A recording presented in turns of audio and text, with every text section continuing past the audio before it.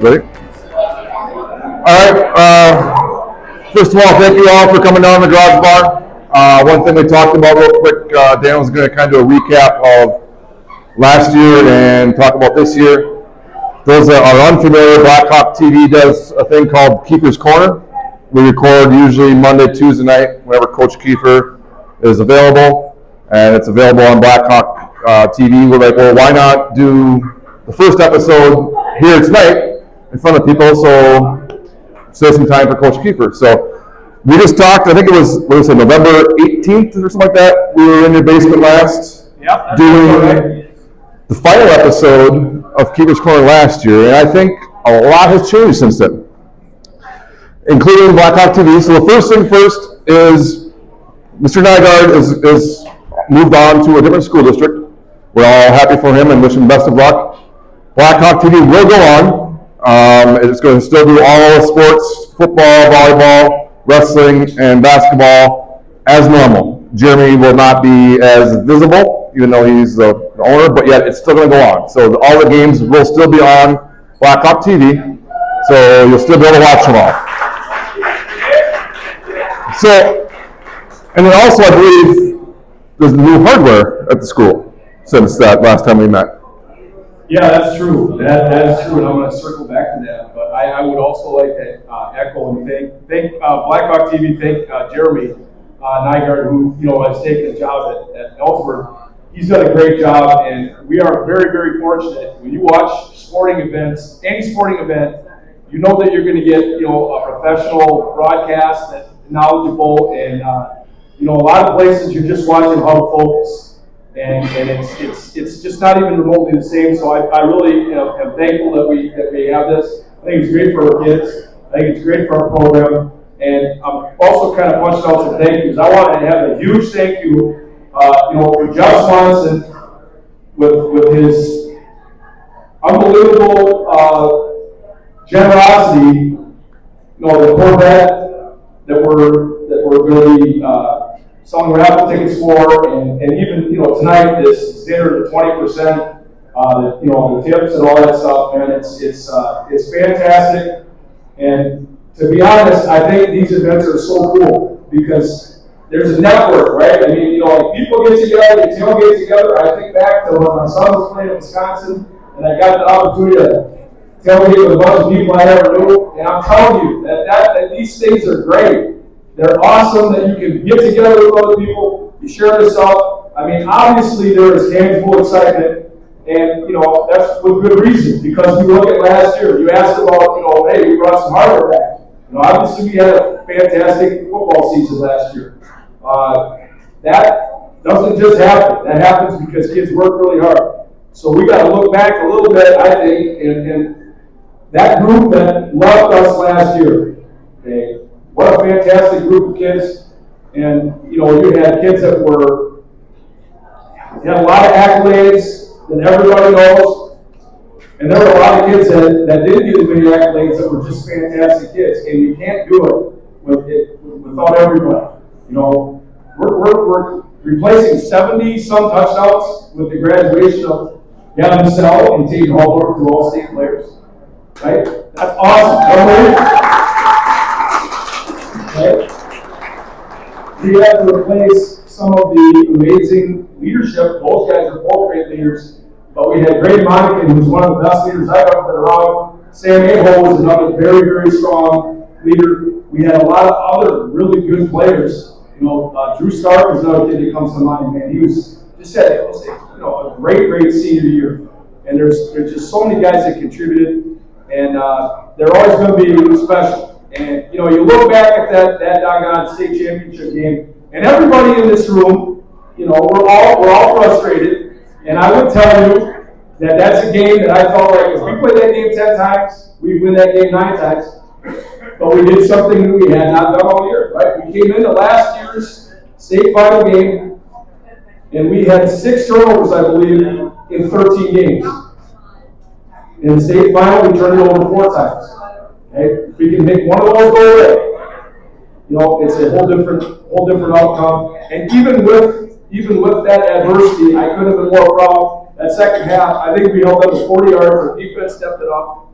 And we didn't know we ran out of time, right? We were right down there, man. We had a chance. We lose 26-22, of course, and we had our chances. But that was I was very proud of the way our kids battled. And nobody wants to turn it over. It's just one of those things that happen, and we'll try to be better next time. But it was a year that we'll all always remember, and I think that's why we have a lot of. That's why this place is full. That's why people are excited, and I'm really appreciative for you guys being here. Yeah, you talked about.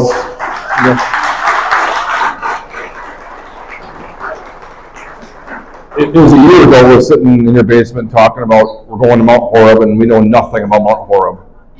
We almost knew nothing about this football team. And then week one, you leave Mount Horeb, and you might have pulled your last couple hairs out. Yeah, I think so. I mean, that's fair to say. That was a long trip. Mount Horeb was a very good team last year. They lost in the state semifinal of Division III, and that was a fluky loss. They should have been the state final. Very good team. And they obviously took it to us. But I really give our kids credit because, we got humbled, we got embarrassed, and then, we got it going from that point on. But that was certainly a wake-up call. You take that game out of the schedule then, just hypothetically, when was the next touchdown you gave up? Do you even know? It was weeks. We definitely improved. That's what I'm saying. To be fair, we didn't play the same caliber opponents, but we definitely improved, and the defense did a fantastic job. Correct, and so it's nice to have those two. They're not called preseason games, non-conference games, to figure out a few things. And I'd like to say that we figured some stuff out last year from Mount Horeb into. Was GE2 the second game still? And then into the conference play. Led you right into a playoff where you're the 2 seed. So I look back 3 years ago, you get in as the 5 seed. Kind of we thought we'd really host a game. Went down to Adams Friendship and showed them what Blackhawk football was going to be about. And then 2 years ago, you get the home game. You get the revenge against St. Croix Central, and then eventually again for the second straight year, lose to eventual state champions in Lodi. And then last year, obviously, we lost to state champions because you were in that game. So now, last year was again an amazing year. We could talk hours about it, but we're going to move forward a little bit now. And they said a lot's changed. We got hardware at school now. A lot of times, a lot of people go unnoticed. I always try and talk about the linemen right away in the broadcast because they don't get brought up a lot. But without linemen, Dean Haldorf getting all those touchdowns, and he'll say that. Gavin Selling getting all those touchdowns, he'll say that as well. But there's also a coaching staff. So is there any new changes to the coaching staff we should be aware of? And we're always glad for people to move on. I know Coach Nygaard was a lower level coach. Coaching staff that we might need to know who's new faces, and or if there's anyone here that are coaches, maybe let's point them out so we might not know them. I think the first thing that I would do is let's introduce the new guys on the staff. Okay, so if I can get you guys, once you guys spot up, that would be Dennis, awesome, and Jason Jake.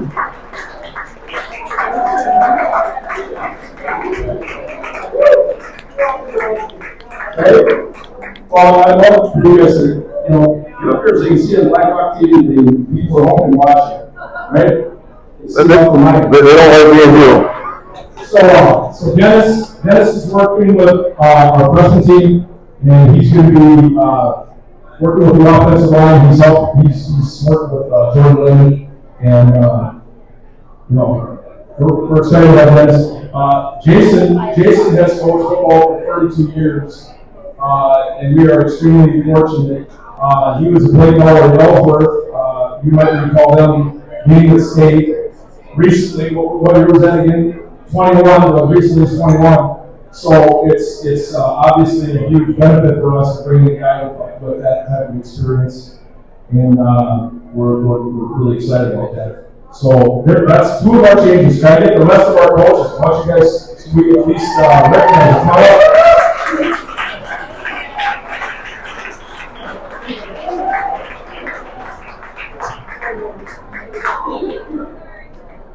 This won't be a whole staff. You know, there's guys that have families, young kids. You know. Hey, Bill.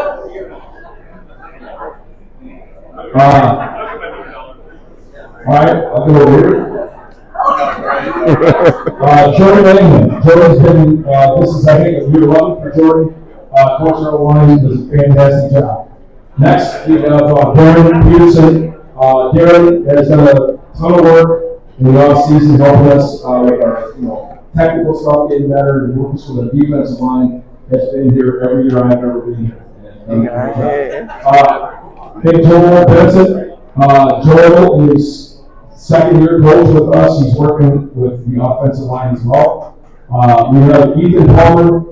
Ethan works with our receivers. He does a fantastic job. We are so thankful to have him. His partner in crime over here, Zach Ball. They should have their own podcast. Just those two going back and forth. If you know, you know. It would be entertaining. They like to debate. That's for sure. Jake's second year coach with us. Man, he's a fantastic coach. We're so lucky to have him. And we got another option. And we have a handful of guys that aren't here tonight. But we're really lucky, man. We got a great staff. They work their butts off for very, very little. I mean, the school pays $5, so we try to give them a little something. But they don't get paid for their time. But they care about our kids. That's one of the things that's the metric. You care about kids. Are you good with kids? And then football stuff will come. So I'm very proud of these guys. So give them a hand.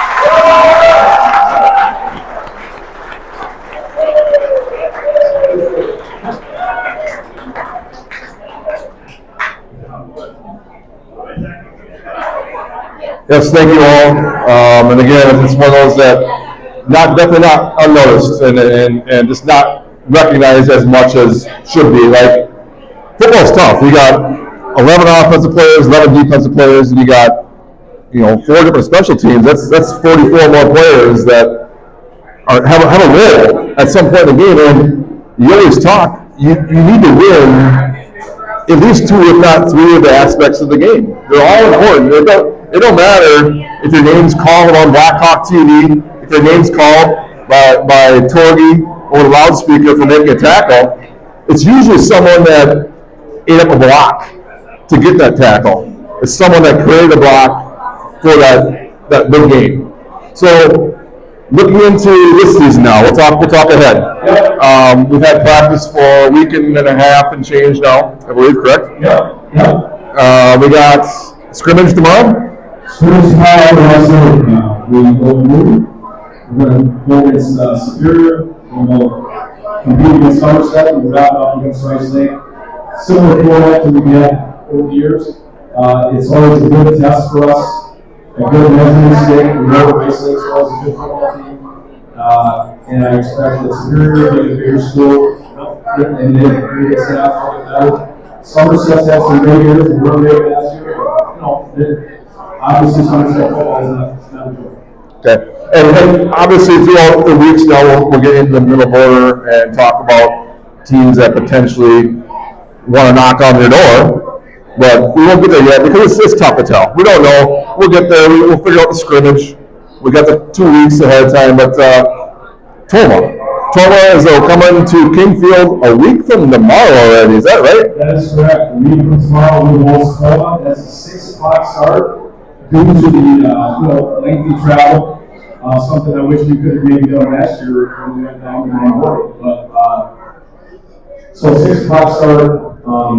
Excited to get our guys out there and see. I mean, Toma won 1 game last year, but their school is just about problem kids. They have some good athletes. They have a newer staff. Right, so it takes a little time to get it going. So sometimes that second, third year, things get old.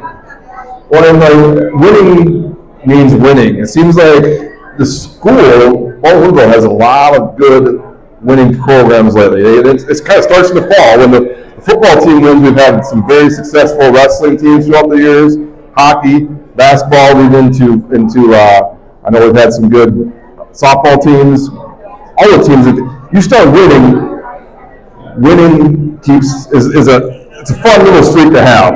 Absolutely. That was no doubt. And then so then we go GET down there again. Yeah, right. We're at GET, and then week 3, first conference game is Keefer Central.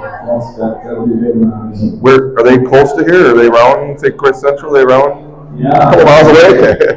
It's nice to be in the season with them, but start them off. So yeah. So when you talk next tomorrow scrimmage, and then into maybe Toma as well as even GET, what's the coaching staff are you looking for? Well, we're going to do a little bit different this year, and we're trying to play our players' strengths. So I expect we're probably going to throw the ball when we did last year. Last year, believe it or not, we were 78% run and 23% pass. I don't think that's going to be close to where we are. Go back to 23, we were 50-50. I mean, I don't know what exactly we're going to do. We'll see how we are. I do expect us to be a little bit different offensively. I'm just looking for guys to compete as hard as they can, play as hard as you can. I want to see others that you have learned what we were installing, both offensively and defensively, that you compete. Really care about if you make a mistake, and everybody makes mistakes, it's a part of the deal, I get it, but can you turn the page, right? Next play mentality is something that's really the most important thing to be doing. And as far as like, if there's kids watching and they think like, oh, I feel like, I don't know, I'm a sophomore, I'm a freshman, I'm a junior, whatever it is, and I feel like I should be the starting whatever position. Now all of a sudden, game 1 comes. How do you not get frustrated about that? Like, what's the mentality you want to keep those kids going? Like, hey, week 1, week 2 isn't going to be the same as week 14 in Madison or whatever it is. I don't know what it is. That's 14. Okay. Yeah, I've never coached a year where we didn't have kids that weren't starters at the beginning of the year that at some point become starters. If you keep working hard and you take advantage of your opportunities, that's your pathway to get there. And like you said, football is a spot for everybody. We need everyone. We need great scouts. We need great backups. And if you just keep working and you stay positive and you give energy, then it'll happen. All right. Well, I do appreciate you coming out tonight, and everyone here for supporting Blackhawk football. I would certainly love to talk about some of our guys this year. You want to? Let's go up there. I got no to go. All right. You can say things and you got to prove it. It doesn't, their words. But I will say this about the kids that we have playing up front at this school. Okay, this group of kids have been working for years. When I say years, many of those kids started right in junior high, and they have earned, the right to be a varsity football player. And that our offensive line and our defensive line has a chance to be very, very good. We were obviously we led the team, or we led the state of Wisconsin in points last year. We scored 612 points. We were not ever trying to run up anything in the game. Not once. What I'm saying is we had really, really good kids up front. Yes, we had fantastic skill kids. Gavin Sells special, right? Unbelievable. Tatum Holbrook is amazing, right? But we do have other people who are going to have opportunities to show what they can do. And I really feel great about the kids we have up front. If you understand my analogy, okay? It takes someone to clear the sidewalk. Once the sidewalk's clear, lots of people can go on the sidewalk. And I feel like we got the guys that can clear the sidewalk. And that's going to be exciting. And I really feel like we got, so I'm going to talk a little bit about those guys. Right now, we have Will Phelps who's our center. I want to say one thing real quick about Will. Before you go on further, was it 3 years ago you switched to the long snap or what's it called? Is it full shotgun or is it pistol or whatever? I don't know the terminology, but I want to say, as a quarterback, if you get the ball chest high and you can go, the offense can function. And darn it was pretty much every snap was right there, right on, and that is, you can't start a play any better without a snap. Will Phelps works on snapping. He doesn't work out, he doesn't have the ball. You don't hope for it, you work for it.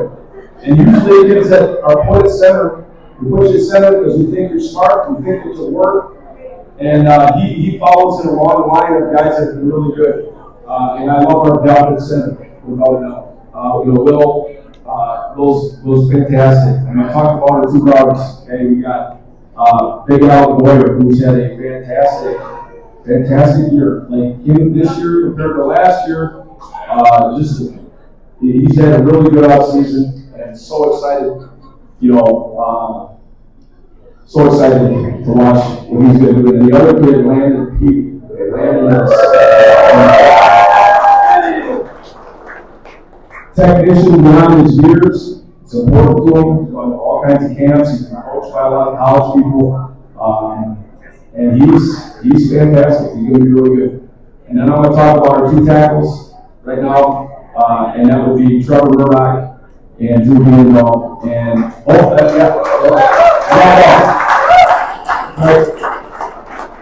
Trevor Murdoch was in the Border Conference election last year. He'll be better this year. And he's one of our strong leaders. And I'll tell you what, for us to be our best, we're going to need Trevor to be his best. And he's going to do it. Okay. Another one, Drew Bienendahl. Yeah, I love Drew Bienendahl. I love all the guys. I'm going to talk about Drew Bienendahl. Hey, I remember Drew Bienendahl in 5th or 6th grade when he started coming away with it. It took a long time for him to learn how to play power clean. There are a lot of people who give up. Drew Bienendahl just kept grinding and grinding. And then, he's blossomed into, he was an all-conference defensive lineman last year. He's going to play both ways this year. And just a testament to what what a hard worker and how good that kid is. So I'm just thrilled. I can't do everybody, but Jimmy Kropnik is another kid. Another senior, going to be fantastic. Tight end for us, and we're looking for Jimmy to be, he's going to really be special. Rory Evans is going to be really special. All he does is catch and how to get on the corner areas, something like that. I'm telling you, he's going to be a great player for us. So excited about them. We've got young guys who are going to be in the slot. We got really good depth in the slot. We got a couple of real young guys. We got a couple of juniors that are out there. And that we'll see how that whole thing unfolds. We got some good depth receiver. Our defensive line's going to be great. We've got some sophomores. A sophomore junior, I think, starting at linebacker, looks like. And Jake Johansson and Ronnie Jones, the other guys, I believe are just waiting for Trent Jordan to get healthy. That's recovering from injury. We'll be in the mix there. We've got other players there as well. And secondary, Dave Bienendahl. I didn't mention Dave. Dave is going to be fantastic. Dave will be a team this year. Our running back, so it's going to be good. He's going to play lead safety for us. And that's a very demanding position. There's just so many guys that are young guys that are doing great. I'm trying to really spotlight the older kids. They're worked hard. I couldn't be more excited. It's going to be a lot of fun. And you mentioned your 5 linemen. I guarantee I know Bienendahl was their 6th lineman last year, and you always need that 6th lineman. You always need a 7th person. So if your name wasn't mentioned again, you mentioned seniors and stuff, but it's we got juniors, we got Nelson, really good player. We got Mateo. We got all kinds of stuff coming. Braxton Lyman's another one. We got Jimmy Morgan's another kid. We got some good size. We got some really exciting stuff.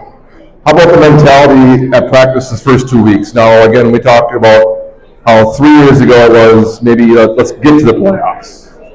And 2 years ago it was like, now we should be in the playoffs. Now it's like last year was we keep on knocking down the door. Well, now it's you might have the target on your back. Is there a little difference in like practice? Like, hey, we're now maybe possibly the team that you want a chance to move the ball, or you better bring it to King Field. I would expect we will have a target on that. I would think that we're going to get the best from every team. I mean, there's no doubt, and that's fine. We're going to try to worry about like literally focus on getting better today. Don't worry about the noise. Just let's get better and let's compete. Let's be great teammates. I mean that if you can keep your mind in the present, I think that's going to be better. Be better tomorrow, and that starts with the scrimmage. I know Jeremy's not here. Jeremy's always one that if you ever watched Keefer's Korner, he'd always either start or end with, well, you're not ranked this week. Well, you're not ranked that week. And then, of course, you're like, good. Right. But the parents and the players want that ranking. And I've seen some stuff out there. You probably don't want to know it, but they want to know it. They're expecting Butler will be good. And that's good. Again, it comes to target. Now it's just, hey, all that work's got to pay off.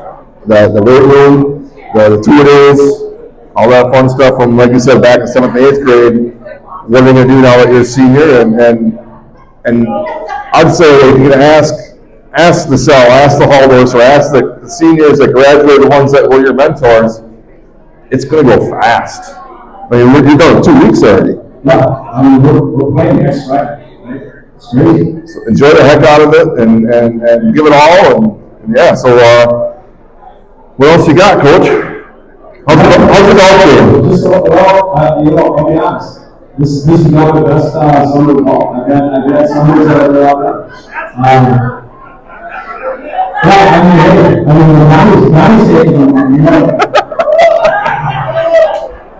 So I did see Casilius out there. He's not coaching this year? No, he's not about very much. So is that mean like any more complaints from other school districts about him yelling at fans and stuff? Then? You're a little hot player on Blackhawk TV without Casilius there. I know that.